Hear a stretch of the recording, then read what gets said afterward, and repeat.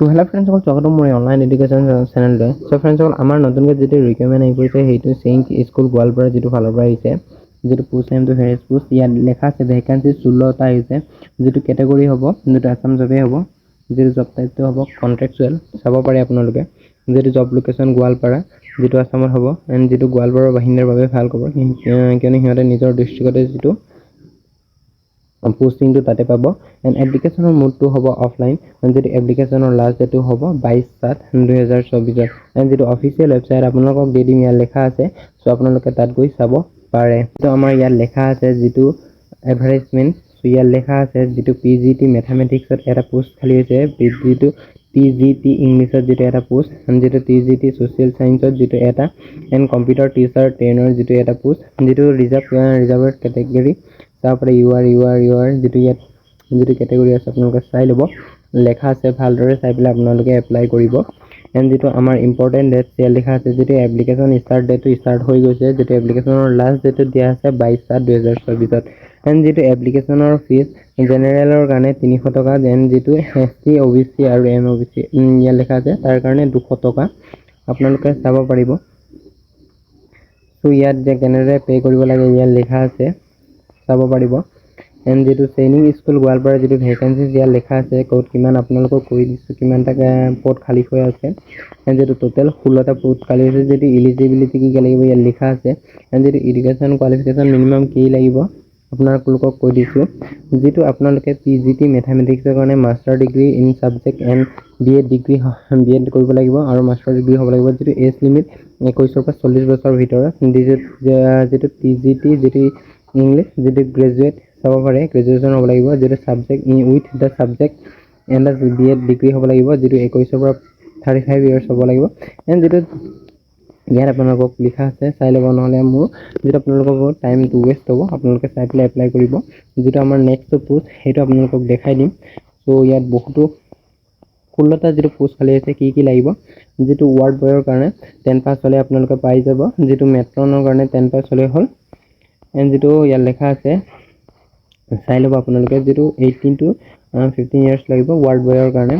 And যিটো selection process ইয়াত লেখা আছে কেনেদৰে চিলেকশ্যন কৰিব, যিটো PGT computer teacher and band মাষ্টাৰৰ কাৰণে ৰিটেন টেষ্ট, তাৰপিছত demonstration and skill test interview হ'ব। যিটো ইয়াত লেখা আছে আপোনালোকে লাগিব, যিটো হৰ্চ ৰাইডিং ইনষ্ট্ৰাক্টৰৰ স্কিল টেষ্ট ইণ্টাৰভিউ হ'ব। আৰু কেনেদৰে এপ্লাই কৰিব লাগে ইয়াত লেখা আছে, আপোনালোকে ভালদৰে পঢ়ি পেলাই এপ্লাই কৰিব পাৰিব। যিটো এপ্লাইটো অফলাইনে হ'ব, আপোনালোকে অফলাইনত গৈ আপোনালোকে এপ্লাই কৰিব লাগিব। এণ্ড যিটো আমাৰ নেক্সট ৰিকুৱাৰমেণ্ট আছে সেইটো চাওঁ আহক।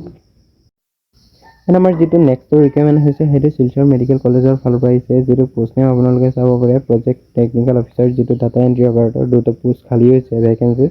এণ্ড যিটো জব লোকেশ্যন শিলচৰতে হ'ব, যিটো ৱাকিং ইণ্টাৰভিউ হ'ব 18/7/2024। যিটো অফিচিয়েল ৱেবছাইট আপোনালোকক দি দিম, তাত গৈ আপোনালোকে এপ্লাই কৰিব পাৰিব। চাব পাৰে আপোনালোকে এডভাৰটাইজমেণ্ট যিটো ডিটেইলছ দিছে, ইয়াত ৱাকিং ইণ্টাৰভিউ হ'ব, যিটো আপোনালোকে এক্সামো দিব নালাগিব। যিটো চেলাৰী হ'ব 32,000 হ'ব, যিটো পোষ্টৰ কাৰণে বহুত ভাল। যিটো আপোনালোকে চাব পাৰে চেলাৰী, এণ্ড যিটো চেলাৰী 18,000, যিটো ডাটা এণ্ট্ৰি অপাৰেটৰ কাৰণে। যিটো প্ৰজেক্ট টেকনিকেল অফিচাৰৰ কাৰণে যিটো 32,000 দিয়া হৈছে। যিটো ইম্পৰ্টেণ্ট ডেট, যিটো এডভাৰটাইজমেণ্ট ৰিলিজ হৈছিলে 27/6/2024। এণ্ড ৱাকিং ইণ্টাৰভিউটো হ'ব 18/7/2024। যিটো ভেকেঞ্চিজ আপোনালোকে চাব পাৰে, প্ৰজেক্ট টেকনিকেল অফিচাৰৰ কাৰণে এটা, ডাটা এণ্ট্ৰি অপাৰেটৰ কাৰণে 2টা। ইলিজিবিলিটি কি লাগিব ইয়াত লেখা আছে, আপোনালোকে চাব পাৰিব। যিটো ভিডিঅ'টো অকণমান দীঘল হ'ব পাৰে, সেইকাৰণে আপোনালোকে ভালদৰে চাই ল'ব। চ' ডাটা এণ্ট্ৰি অপাৰেটৰৰ কাৰণে কি কি লাগিব, এডুকেশ্যন কোৱালিফিকেশ্যন লাগিব, আপোনালোকে চাই পেলাই এপ্লাই কৰিব। যিটো graduation in science BSc from recognise university, ইয়াত চাব পাৰে। এক্সপিৰিয়েঞ্চ লাগিব আপোনালোকক, যিটো ইয়াত লেখা আছে। যিটো এজ লিমিট আপোনালোকে চাব পাৰে, প্ৰজেক্ট টেকনিকেল অফিচাৰৰ কাৰণে 18 পৰা 30 বছৰৰ ভিতৰত লাগিব। যিটো ডাটা এণ্ট্ৰি অপাৰেটৰ কাৰণে 18 to 28 ইয়াৰ্ছৰ ভিতৰত দিব। যিটো চিলেকশ্যন প্ৰচেছ আপোনালোকে চাব পাৰে, ৱাকিং ইণ্টাৰভিউ হ'ব। যিটো ইণ্টাৰভিউটো হ'ব 18/7/2024।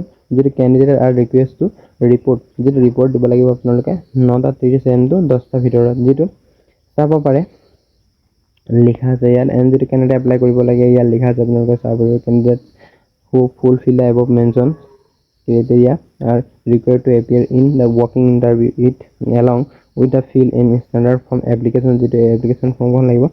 যদি ইয়াত লেখা আছে আপোনালোকে চাই পেলাই এপ্লাই কৰিব পাৰিব।